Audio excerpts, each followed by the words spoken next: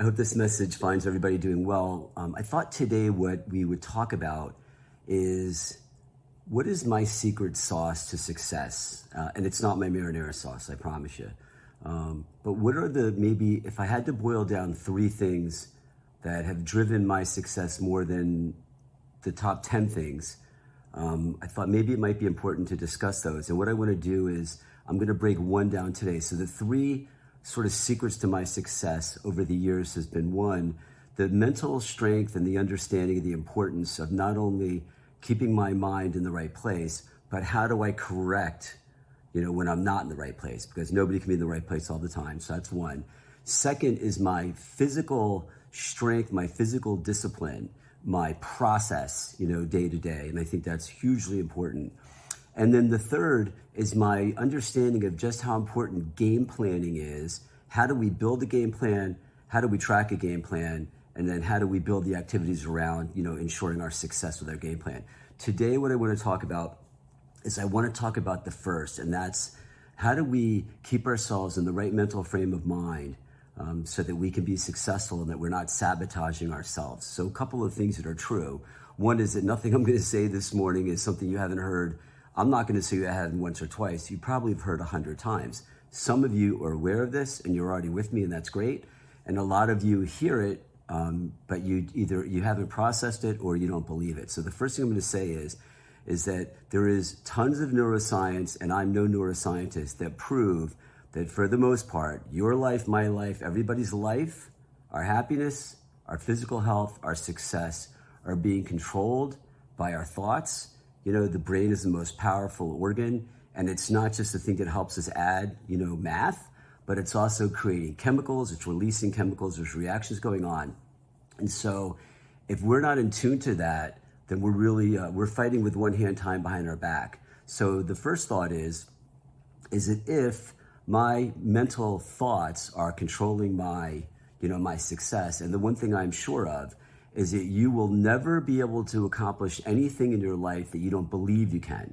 So look, my knees hurt, my back hurts, I'm old, I can't run. In my mind, I can't run. Well, guess what? I don't run. Now, if I were a little bit mentally tougher, I'm guessing that if my brain told me that I could run, I would have probably ran the boards this morning instead of walked the boards this morning. Just not important enough for me. But the idea, and what I know is true, is that you will never accomplish anything that you don't believe you can. And you could, and you probably will accomplish most of the things that you truly believe you can accomplish. I've used this example in the past, and part of this is innate to me, and part of this I've learned over time, and part of this coping skills I've been taught. But what I know is that when I was 25 years old, I was at my 2nd annual meeting, or a 3rd annual meeting. I didn't go to the first one. And I was on an airplane, and I was on my way back, and I was writing my goals for the following year. And my goal was to make Northwestern had something called Top 20. And I wanted to make the Top 20, and I really believed I could. And I wrote the goals down and the things I had to do and the activities I had to do it.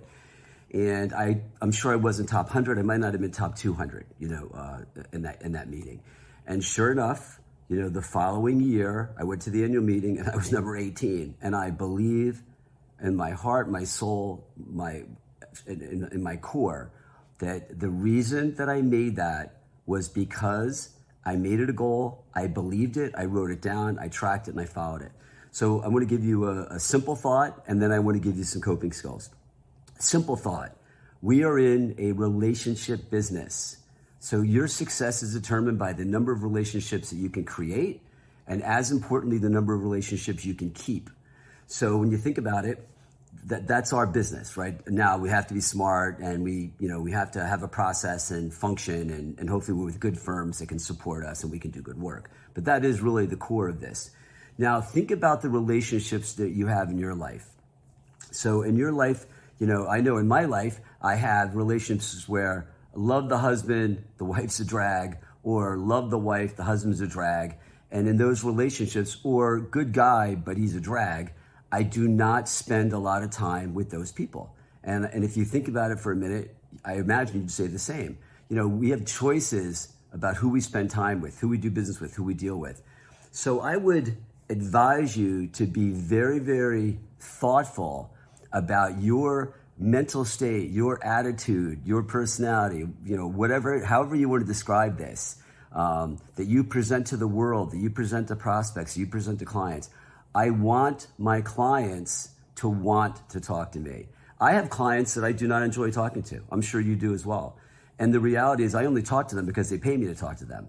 I would not choose to talk to these people if I weren't getting paid, because they are negative. They're a drag. The conversation's a downer. I always walk away shaking my head like that poor guy. I mean, it's awful.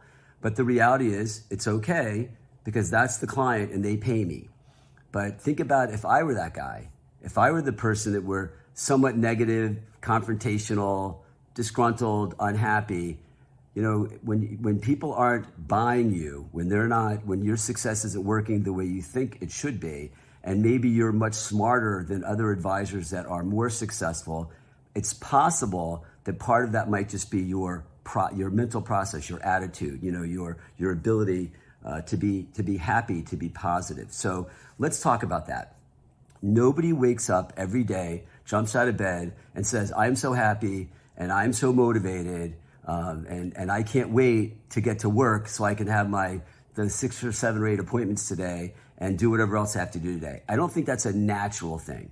And if someone, you talk to those people and every time you talk about it, "Oh, it's awesome, it's great, I love it, life's awesome," like sometimes I call bullshit on that, but whatever. But here's the thing.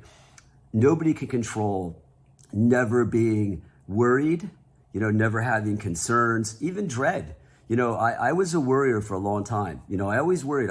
Would my success change? I always worried about, the markets. I worried about my clients. I worried about my kids. And something that Chuck helped me with several years ago was this idea of worry. And worrying is a choice.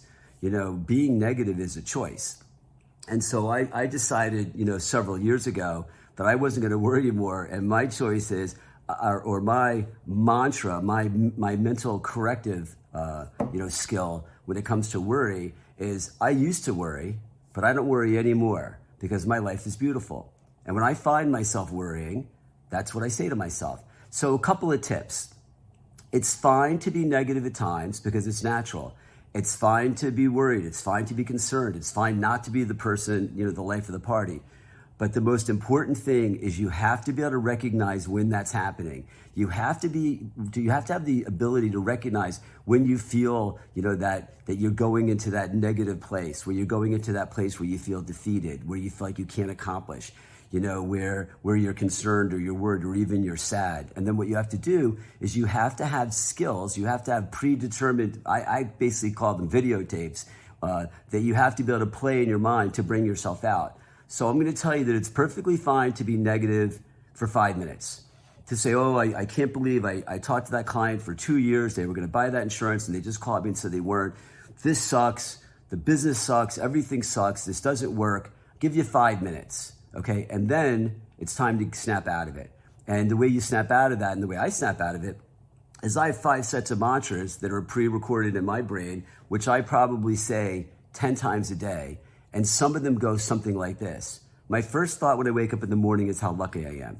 If you wake up in the morning and you say to yourself, and you don't have to annoy your wife or your husband and start talking about how lucky you are, it's 5:45 in the morning. They might want to hit you with their pillow. But just to myself, my first thought in the morning is how lucky I am. And I say to myself, I am so lucky and I am so blessed and I am so fortunate and I am so grateful. And when I say those words, I literally start to smile. And I'm saying the words, I know what they're going to be, and it's like my own game. And my body, my brain, there's something that's happening. And again, that's neuroscience. And I start to smile. And I have this whole process. And I have this process about my physical health. And I have this process about my relationships with my wife, my children, my friends, my clients. I have this process about my financial condition. I have this process that I go through about my business condition. And so what I would suggest you do is start to get in tune with when are you sort of feeling negative? When are you starting to feel defeated? When are you starting to feel like you're not going to accomplish, that goal? When does your mind and your brain start working against you? And look, there are days where I find myself a couple of times in a day going in the wrong place. And again, now because I'm trained, it takes me about a minute. And then I go right back to the videotape. I go right back to the things I'm grateful for. I go right back to all the things I'm blessed about. I go back to the thing that, how lucky am I that I'm in a business with an unlimited financial opportunity where I completely control the flexibility of my life. I get paid a fantastic amount of money to help other people. I mean, pinch me. That's how lucky I am. So if I can remind myself of that every time I'm feeling sorry for myself because somebody didn't buy for me or somebody fired me. So anyway, just keep in mind, and again, I can't explain the neuroscience because I'm not that smart, but this mental process, what is going on, the neuroscience that is going on in your brain is absolutely controlling your business, your happiness, and I would even argue your physical health. And so let's get in touch with it. Let's come up with skills so that when we find ourselves going into those places, that we can get ourselves out of those places. So one, that we are somebody that everyone wants to be around. We have to be attractors of people because we already are leaders, right? We are their financial leader. And it's not enough to be a smart financial leader, right? We have to be a leader that attracts. We have to be a leader that people want to lead, and we have to be a leader that people want to be around. So you want to be the person that when you've got that review with your client, that the client's looking in their calendar and they're saying, oh, I'm talking to Andy tomorrow morning at 10. I look forward to that because it's always a positive, informative conversation. And I always feel a little bit better when I leave the conversation, not worse. If your clients don't feel that way, then you're not going to have the success that you want or the success that you deserve. I hope that's helpful. We'll talk about process, physical on our next meeting. Everybody have a great week.